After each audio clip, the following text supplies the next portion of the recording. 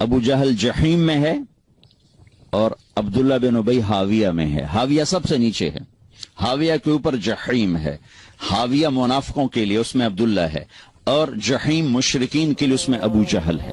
وہ ابو جہل سے بڑا اسلام کا دشمن تھا, یوں لگ چونکہ اس نے اپنے آپ کو مسلمان کہا, ایسے لگا کے رکھا. ایک دن ان کے بیٹے عبداللہ, ان کا نام بھی عبداللہ تھا, اللہ کے نبی پانی پی رہے تھے, یا رسول اللہ تھوڑا پانی تو بچا دیں. کہنے لگے کیا کرو گے؟ کہ اپنے باپ کو پلاتا ہوں, شاید اس کے اندر ایمان چلا جائے. تو آپ نے دے دیا. وہ گیا گھر کا, ابا یہ پانی تو پی لے. تو کیا ہے یہ؟ کہ یہ اللہ کے نبی کا جھوٹا ہے, پی لے شاید تیرے اندر ایمان آ جائے. تو آگے کا وقت کہنے لگا جا وہاں پیشاب لے کے آ, وہ پی لوں گا, یہ نہیں پیوں گا. پیشاب لے کے آ, وہ پی لوں گا, یہ نہیں پیوں گا. تو ان کو اتنا غصہ چڑھا, وہ گیا یا رسول اللہ مجھے اجازت دے میں اس منافق کی گردن اڑا دوں, بیٹا ہو کر میں اس منافق کی گردن اڑا دوں. کہ عبداللہ تیرا باپ ہے, قدر کر, قدر کر. میں نہیں چاہتا لوگ کہیں محمد اپنے ساتھیوں کو قتل کراتا ہے, جاؤ اس کی خدمت کرو, تیرا باپ. جنازہ پڑھا, اپنا کرتا اتار کے کفن کے طور پر دیا, اور اس کو قبر میں اتار چکے تھے. آپ دیر ہو گئے, آپ ذرا دیر سے پہنچے, اس کو دوبارہ قبر سے باہر نکلوایا, اس کے منہ میں اپنا لعاب ڈالا کہ شاید بخشش ہو جائے. اس منظر کو دیکھ کر 100 منافقوں نے کلمہ پڑھا. تو بھائیو میں آپ کی منت کرتا ہوں کہ یہاں آپ امت بن کے رہو, مسلم بن کے رہو.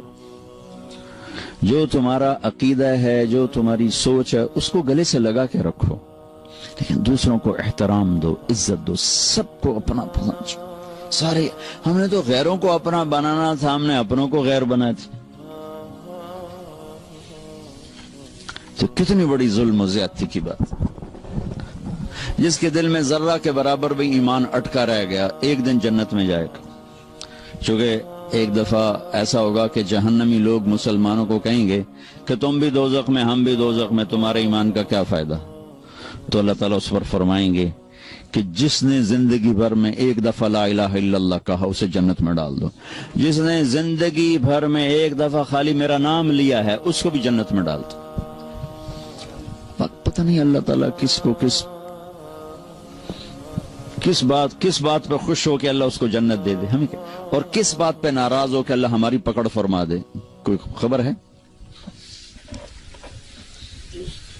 اللہ کے نبی نے فرمایا بنی اسرائیل میں 2 بھائی تھے, ایک نیک تھا, ایک گناہگار تھا.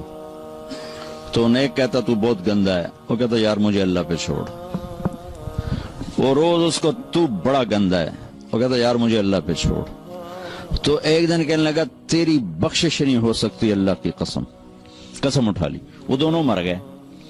تو اللہ نے وہ اس عابد سے کہا تو نے اتنی بڑی قسم کیوں اٹھائی کہ اس کی بخشش نہیں ہو سکتی؟ تو ٹھیکیدار, چل بے تو جا جنت میں.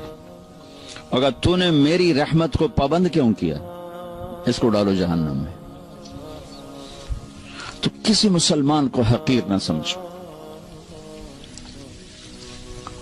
سب کو عزت دو. ہمارا کام تو گلے لگانا ہے نا کہ نفرت کرنا. مثلا ایک آدمی آپ کے نزدیک غلط ہے تو وہ سمجھو وہ مریض ہے, تو مریض کا علاج ہوتا ہے کہ مریض کو ہسپتال سے نکالا جاتا ہے.